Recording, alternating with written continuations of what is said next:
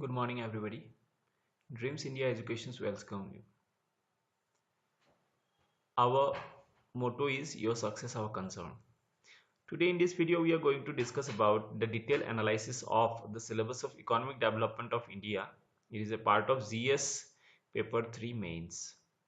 See, so far as the Economic Development module for UPSC is concerned, it is very important for both PT and Mains. In PT, you will be able to get around 8 to 10 questions, whereas in mains you are able to get around 10 to 12 questions from this module. So first we will see the chapters in this module. It includes total 19 chapters. So first I am reading out the chapters, then we will make a detailed analysis of all these chapters one by one. That what are the things we have to focus upon all of these chapters. The first chapter is the basics of economy. Second chapter is the basics of economic accounting. Both these two chapters are actually very important from the PT point of view. The basics of socioeconomic accounting, this is the third chapter. It is again important for PT, mains, as well as essay writing also, because you'll be able to put lots of data from this chapter. Fourth chapter is the composition and the structure of Indian economy. Fifth is poverty measurement in India. Sixth chapter is growth development and inclusive development. In the present context, this chapter is very, very important. Seventh chapter is resource mobilization. Eighth chapter is money and banking. Again, very important chapter from PT point of view, even though the possibility of getting question in mains is very less from this chapter. Ninth chapter is Indian planning. Again, very important. 11th chapter, that is budgeting. 12th chapter, that is fiscal federalism. 13th chapter, that is agriculture sector in India. 14th chapter is industry sector of India. 15th chapter is the balance of payment or the external sector. 16th chapter is international financial institutions, including IMF, World Bank, and a number of other financial institutions which have recently formed, whether it is BRICS Bank, all. 17th chapter, it is about World Trade Organization and its working. 18th chapter is international economic cooperations and associated with the number of regional trade agreements. And 19th chapter is investment model. So these are the 19 chapters that we have to focus upon as a part of this economic development. Now we are going to see all these chapters one by one. See, so for the first chapter, basic of economy is concerned, here we are going to see basically the functional structure of an economy, which include the basic structure of the economy and the supporting structure of the economy. In the basic structure, we basically see then what is the principle on the basis of which an economy works, whether it is a market economy or a state controlled economy or a mixed economy.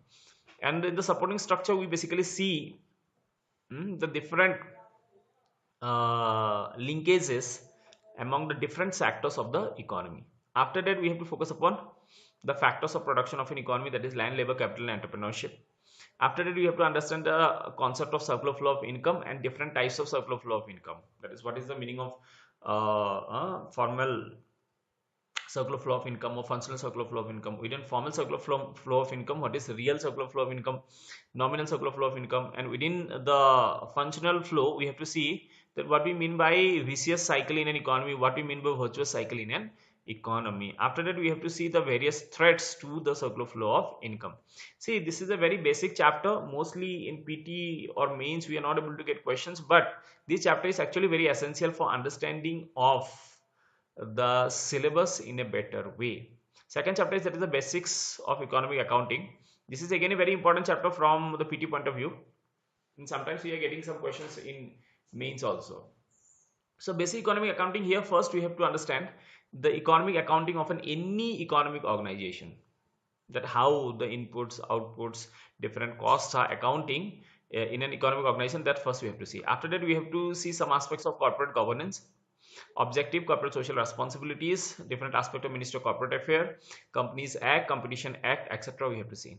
After that, we have to understand the concept of GDP, the different associated concept of GDP, the types of GDP in the form of what is real GDP, nominal GDP, notional GDP, green GDP, etc. we have to understand. After that, we have to understand the number of concepts associated to measurement of price fluctuation or inflation. For example, GDP deflator, then CPI, WPI, what are the different variants of all these things we are supposed to understand as a part of the chapter. After that, we have to understand the concept of IIP, that is Index of Industrial Production, which is instrumental for the measurement of the performance of the industry sector. After that, among all these different indicators, we have to make comparisons also. For example, CPI, WPI, then CPI, GDP deflator, etc. So this is again a very important chapter. And while reading about the concept of GDP, we have to understand the concept of purchasing power parity also, to compare the GDP of different countries. Beside that, we are also supposed to understand some statistical organizations of India, that is CSO and NSSO. What is their functional domain, what works they do, which ministry they come under, all these things we are supposed to understand. And that is again very important from PT point of view. The next chapter is, that is the basics of socio-economic accounting. It is again a very important chapter, not only from the paper 3 point of view, but from paper 1, paper 2, ethics, essay, even in optionals also, from the point of view of the paper 2, which is associated with India. From all these point of views, this chapter is very important, because it is nothing but the measurement of the socio-economic conditions of India. That is, what is the level of poverty, what is the level of unemployment, what is the level of inequality. Getting all these things we will be able to understand from this chapter. So for the basic things that we are going to cover under this chapter is, that is that Lorentz curve, Gini coefficient, HDI, MPI, inequality adjusted HDI, gender inequality index, physical quality index, quality of life index, Phillips curve, sacrifice ratio, Mejri index, Kuznets curve, Angel curve. All these things we are going to see in this chapter, and this is again a very important. In PT, previously UPSC used to ask question from this chapter. The next chapter is, that is the composition of the structure of Indian economy. This is again a very important chapter. So here first we are supposed to understand that what is the structure and the composition of Indian economy during the British rule, and how the structure and the composition got changed during the British rule, and what structure and composition we are able to find just after independence, and how that is now keep on changing. So here we are supposed to focus upon the nature of Indian economy, and the form of a developing economy, emerging economy, re-emerging economy, mixed economy. And beside that, we are supposed to understand the production structure and the occupation structure of Indian economy. And this is again a very important concept of any economy, and we have to make a comparison of the production structure and the occupation of structure of Indian economy with both the Chinese economy as well as the US economy. The next chapter is, that is the measurement of poverty and unemployment. So here we have to understand what the concept of poverty, what are the different approaches to the measurement of poverty, what is the definition of BPL at different time, how the different approaches got developed for the measurement of poverty. Here we have to see the recommendations of Lakadwala committee, Tendulkar committee, Saxena committee, Hasim committee, C Rangarajan committee, and also we have to understand that what is the relevance of BPL line in the present context. Beside, the next chapter is unemployment. So here we have to focus upon what is the cause of unemployment, what are the different types of unemployment, how employment is measured, is there any need of a national census on unemployment. So all these things we have to see as a part of the chapter. The next chapter is, that is growth, development and inclusive development. See, this is a very important chapter in the present time, and every year UPSC used to ask a question from this chapter. So here first we are supposed to understand the concept of growth and how growth is different from development, and what is the linkage between growth and development. Then we have to understand the concept of inclusive development, and we are supposed to draw a very vivid canvas of the concept of inclusive development. And every year in PT as well as mains, UPSC used to ask from the concept of inclusive development. Next chapter is, that is resource mobilization. So here first we have to understand what is the meaning of resource mobilization, then what are the types of resource mobilization. For example, financial resource mobilization, then human resource mobilization, as well as the physical resource mobilization. So all these things as a we have to see as a part of this chapter. The next chapter is, that is money and banking. This is again a very important chapter from the PT point of view, and every year 2 to 3 questions we will be able to get from this chapter, even though it is not very important from mains point of view. So here you are supposed to understand first what is money, what are the functions of money, what are the different types of money, Then you have to understand the working of a bank. Then you have to understand the financial market of India, that is the money market as well as the capital market. You have to understand the different components of both money market and capital market. And as a part of money market, you have to go through the details of banking. So as a part of banking, you have to understand what is the working of a bank, that is the asset liability analysis of bank, classification of the banks, the different parameters associated with the working of bank, whether it is CRR, SLR, PSL, etc. Then you have to understand the RBI as the regulator of Indian banking sector. What is the functional domain of RBI? How RBI actually manages the monetary policy? How the monetary policy is coordinated with the fiscal policy? What are the different types of monetary policy? What are the different qualitative and quantitative instruments used by RBI in managing the monetary policy? The utility of all these policies. Getting my point? So all these things we have to read as a part of the chapter. See, this is a very long chapter, and we have to make around 10 to 12 videos to in fact cover this chapter, and this is again a very important chapter. And I hope you will enjoy our videos when we are going to make those chapters, those money and banking chapter for you people. Next is, that is budgeting. So here this is also again a very important chapter, but this is important for both PT as well as mains. In mains also you will be able to get questions from this chapter. So far this chapter is concerned, first you have to understand the constitutional aspect of the budget, then the structure of the budget. Then what do you mean by the receipt account and the expenditure account? How the receipt account is further divided in the form of the revenue account and capital account? What are the different components of the capital account, and what are the different components of the revenue account? And what are the expenditure? What do you mean by revenue expenditure, and what do you mean by the capital expenditure? Within the revenue expenditure also, that is tax revenue, sorry, within the expenditure side also, the planned expenditure as well as the non-planned expenditure. All these things you are supposed to understand. Then you have to also understand that that why the government decided to avoid this plan and non-plan classification of expenditure. Now what is this new pattern? Get remember what are the problems associated with this plan and non-plan expenditure. Then you have to understand that what are the different deficits in a budget, and what are the significance of all these budgets, like example revenue deficit, budget deficit, fiscal deficit, primary deficit, then primary revenue deficit. You were supposed to understand all these things. Beside that, you have to understand the different processes of the budget formation. So here you have to understand the different stages, the different institutions which are instrumental in the making of the budget. Getting my point? After that, you are supposed to understand what is the meaning of fiscal consolidation, what are the steps the government took to carry out fiscal consolidation. And as a part of that, you have to understand the recommendations of 13th Finance Commission as well as the 14th Finance Commission with respect to the different aspects of fiscal consolidation. Getting my point? So all these things, again, fiscal consolidation itself is a very big topic, and we need one complete video to make you understand the concept of fiscal consolidation. But this chapter is again very important from both your PT as well as mains. In PT you will be able to get 2 to 3 questions, and in mains also you will be able to get 2 to 3 questions from this chapter.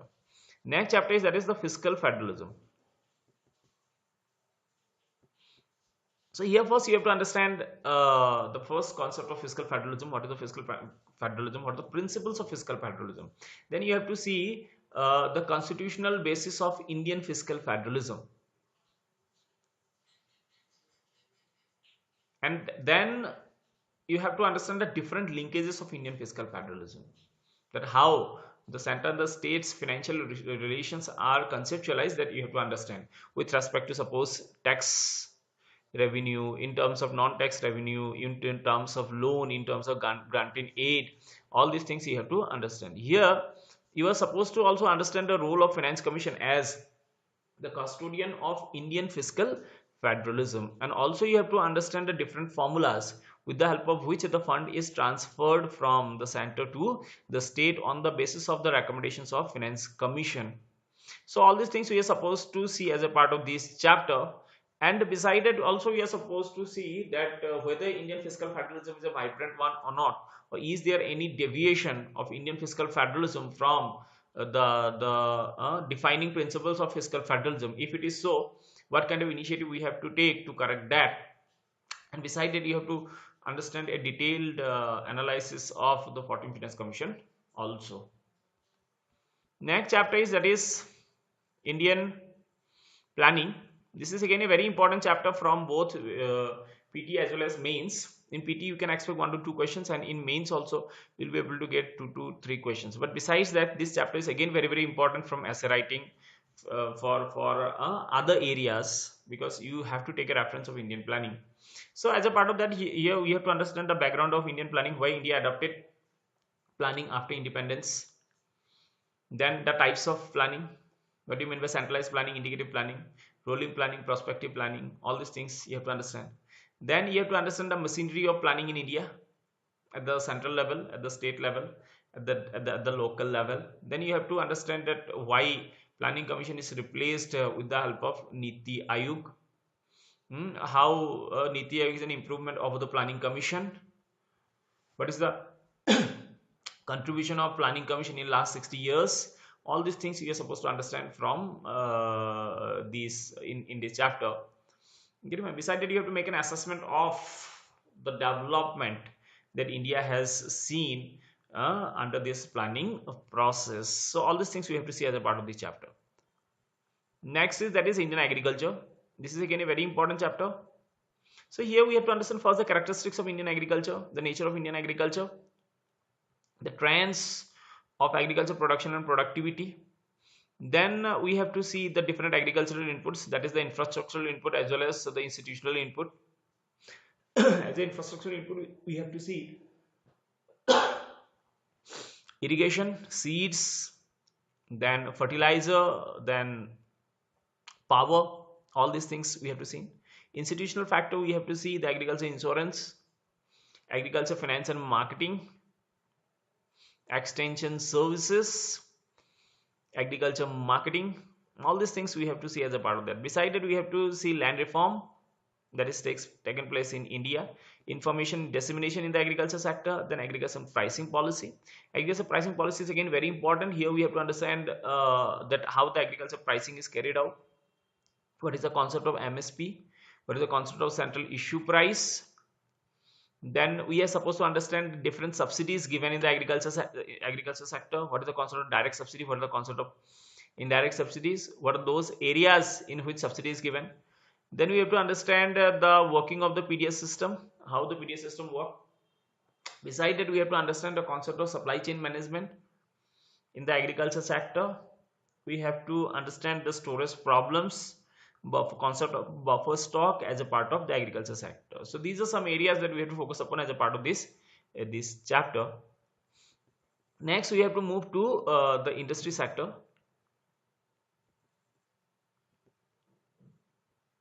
So in the industries chapter, what we have to understand is that what is the background of India's industrialization, that is what is the level of India's industrialization during the British period and in the post-independence period. Then here we have to understand all the milestones of industrial policy in India, whether it is the resolution of 1948 or 1956, 1980, or the new industrial policy, or the national manufacturing policy, or make in India. So beside that, we have to understand what is the role of the public sector undertakings in Indian industrialization, different aspects associated with the PSU sector, the concept of disinvestment. Beside that, how the small scale industries are working in India, what initiative has been taken for their protection and promotion, that also we have to understand.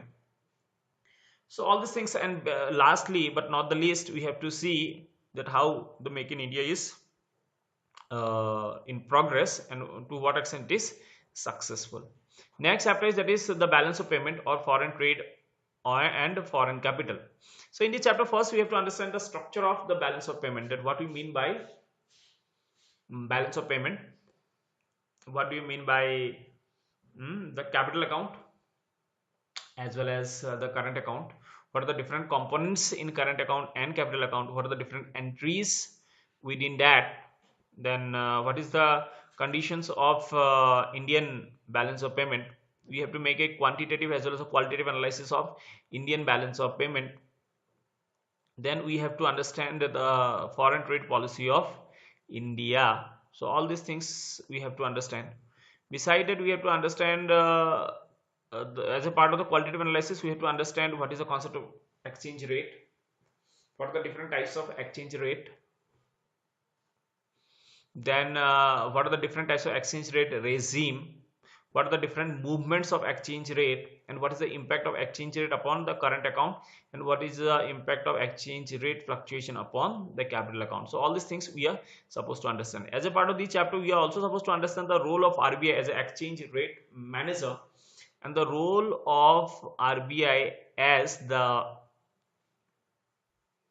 custodian of foreign exchange. So all these things we are supposed to understand. Beside it also, we are supposed to understand the concept of rupee convertibility and what are the different types of convertibility, whether it is current account convertibility or capital account convertibility. Then also we are supposed to make an assessment whether India is yet ready for the fuller capital account convertibility or not. So all these things we are supposed to see as a part of this chapter. Next is that is international financial organizations. So here what we have to see, we have to go through IMF, the working of IMF, the quota regime of IMF, the reforms needed in IMF, the problems in the working of IMF. Same World Bank. Here again World Bank and the different associated organizations of World Bank, the different conditionalities on the basis of which World Bank give loan to different countries, that we have to see. What are the different subgroups of World Bank, that we have to understand. How they work, that is to be understand. Getting, and the reforms that is needed in World Bank, that also we have to see. As a part of this chapter, also we have to understand the working of the BRICS Bank, then Asian Infrastructure Bank, Asian Development Bank, the working of G8 as well as G20 in the new economic world order. The next is that is World Trade Organization. Here we are supposed to see the different aspect of WTO. What is WTO? The different objective of WTO, the working of WTO, the different rounds of talks of WTO, WTO in or the Doha development round of WTO and the different problems associated that, and now the revival of WTO in the present time. So all these things we have to see as a part of this. Another component of this chapter is that is WIPO, that is World Intellectual Property Organization. So here we are supposed to understand the different aspects of WIPO. Next is that is International Economic Cooperation. So here we have to see the regional economic cooperations. For example, FTA, PTA, Custom Union, CECA, CEPA, the comparison among all these things, black money problem, and the different initiative taken by the government of India to enhance the international economic cooperation, and how India see it, and how this regional economic cooperation is giving a tough competition to the working of WTO, and how WTO is in fact reviving itself despite the development of all these regional trade agreements. And we have to see the future of all these agreements, including the new agreements. Next is that is investment model. This is a new inclusion to the UPSC syllabus. So here what we have to see, that is what is the need of investment in India, then what level of investment is needed to make India a developed country. What are the different investment models? For example, joint venture, special purpose vehicle, FDI, then public private partnership, viability gap funding, infrastructure debt fund, venture capital. Getting all these things we are supposed to understand as a part of this. Beside that also we are supposed to understand a number of different planning models also. For example, Harrod-Domer model, and the PC Mahalanobis model, Rao Manmohan model, and different and the comparison of all these different investment models also. See, this is just an overview of the syllabus.